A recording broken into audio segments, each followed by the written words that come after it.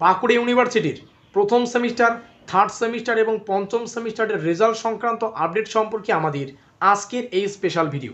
তো যাই হোক, রেজাল্ট কবে প্রকাশিত হবে সেই বিষয়টা আলোচনা করার আগে একটা বিষয় ভালো করে বুঝিয়ে নিতে হবে।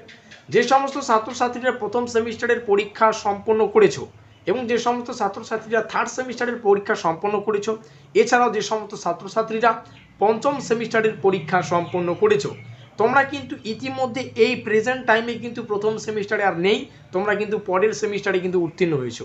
যে সমস্ত ছাত্রছাত্রীরা প্রথম সেমিস্টারে রয়েছে, তোমরা দ্বিতীয় সেমিস্টারে কিন্তু উত্তীর্ণ হয়ে গেছো অলরেডি। যে সমস্ত ছাত্রছাত্রীরা থার্ড সেমিস্টারে পরীক্ষা দিয়েছো, তোমাদের পরবর্তী সেমিস্টার অর্থাৎ ফোর্থ সেমিস্টারে উত্তীর্ণ হয়ে গেছো অলরেডি। আর যে সমস্ত ছাত্রছাত্রীরা কি আর বলবো, পঞ্চম সেমিস্টারের পরীক্ষা সম্পন্ন করেছো, তোমাদের কিন্তু পরবর্তী সেমিস্টারে তোমরা উত্তীর্ণ হয়ে গেছো। তোমাদের মাথায় এই প্রশ্নটা থাকতে পারে, আমাদের তো রেজাল্টই প্রকাশিত হলো না, আমরা পরবর্তী সেমিস্টারে কীভাবে উত্তীর্ণ হলাম? বিষয়টা একদম সিম্পল। এটা কিন্তু মাধ্যমিক এবং উচ্চ মাধ্যমিক লেভেলের পরীক্ষার মতো না।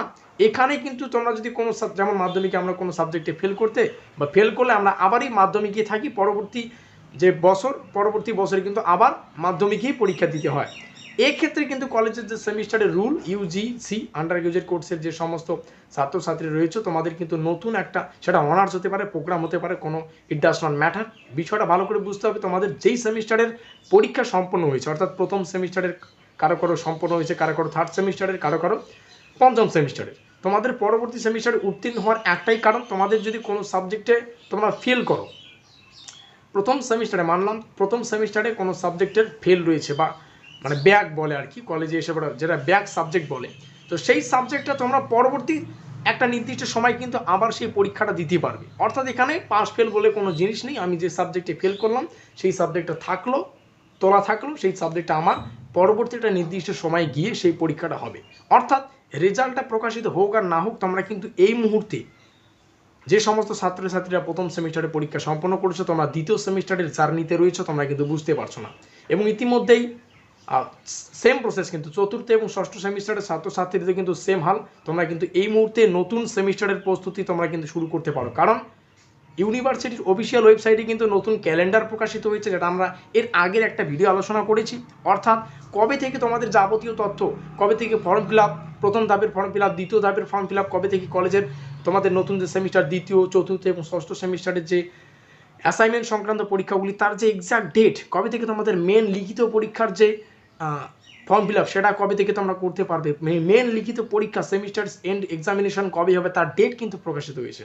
তো যাই হোক, সেগুলো বিষয় মাথায় রেখে তোমরা এটা মনে রাখো যে তোমরা এখন দ্বিতীয় সেমিস্টারে রয়েছো, চতুর্থ সেমিস্টারে রয়েছো এবং ষষ্ঠ সেমিস্টারে রয়েছো। এর আগের সেমিস্টারের এক্সাম শেষ, মানে আমরা সেই সেমিস্টারকে ত্যাগ করে নতুন সেমিস্টারে উত্তীর্ণ হয়েছি। তো যাই হোক, এবার একটা সম্ভাব্য ধারণা তোমাদের সামনে উপস্থাপন করি যে রেজাল্ট আমাদের কবে পাস হতে পারে। একটা বিষয় মাথায় রাখো, তোমাদের রেজাল্ট প্রথম ধাপে বা প্রথমে থার্ড এবং পঞ্চম সেমিস্টারের রেজাল্ট আউট হবে। সেটা কবে হবে সেটা একটু পরে জানাচ্ছি।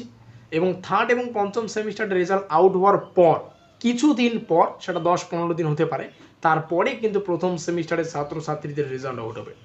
এবার এক্সাক্ট ডেট যদি তোমাদের উপস্থাপন করি, এপ্রিল চলছে, এপ্রিলে তোমরা ভিডিওটা তোমরা দেখছো, তোমাদের রেজাল্ট থার্ড এবং পঞ্চম সেমিস্টারে যেমনটা বললাম প্রথমেই আসবে। তোমাদের রেজাল্ট মে মাসের, এপ্রিলের পরের মাস মে, তো এই মে মাসের কিন্তু আমরা যদি হিসাব করি তো তৃতীয় সপ্তাহ আমি তোমাদের দিতে পারি, অর্থাৎ ম্যাক্সিমাম তৃতীয় এবং চতুর্থ সপ্তাহে কিন্তু তোমাদের এই থার্ড এবং পঞ্চম সেমিস্টারের রেজাল্ট বার হবে। তার পরের মাস জুন মাস নাগাদ তোমাদের প্রথম সেমিস্টারের রেজাল্ট কিন্তু প্রকাশিত হবে। এই হচ্ছে সম্পূর্ণ আপডেট, কিছু করার নেই, রেজাল্ট এরকমই সময় লাগে। তার আগেও আসতে পারে, এমনটা না যে আমার কথাই হবে, কিন্তু যে মানে গুরুত্বপূর্ণ তথ্য যেটা উঠে আসছে সূত্রের মারফত খবর, যে মে মাসের কি বললাম, মে মাসের তৃতীয় থেকে চতুর্থ সপ্তাহের মধ্যে তৃতীয় এবং পঞ্চম সেমিস্টারের রেজাল্ট তোমাদের সামনে তোমরা পেয়ে যাবে।